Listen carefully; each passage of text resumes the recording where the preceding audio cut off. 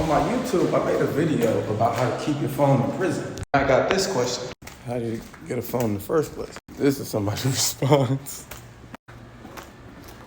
So you know what that means. Interesting prison fact. Like I said in that video, it's hella ways to get phones in prison.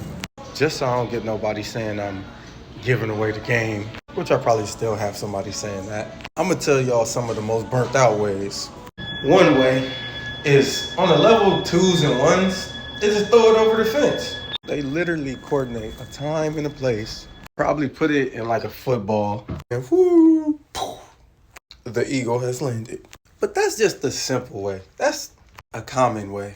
You know, in order to get phones in prison outside of like the COs bringing them in, you have to think outside of the box. Because the whole place is designed for nobody to come in or out, including certain items. I had a celly, he told me his genius play that lasted a couple of months. See this lovely, beautiful small phone for $25?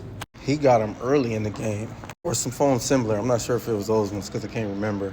Anyway, what he would do is go to visit, his girl would come in with him in her pockets,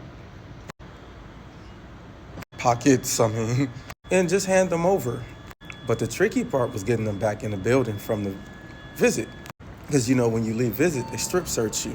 So how can you bring something in when you're asshole naked and they search through your clothes? This particular prison had a flaw. They had a metal table that sat there, you put your clothes on. So he strapped the phones all with magnets. Do the strip search with the phones attached to the table in a little small crevice. And bam, now you got action. And you can see how profitable that would be. Those phones is typically sold for $800 a pop. You know, but that only lasted for a couple of months, that particular play.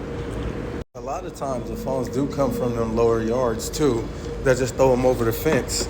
And then when they get transferred up to a higher yard, they just have a good stash spot. But it's real simple if you think about it. In order for a prison to work in the first place, it has to get people from the outside and supplies from the outside.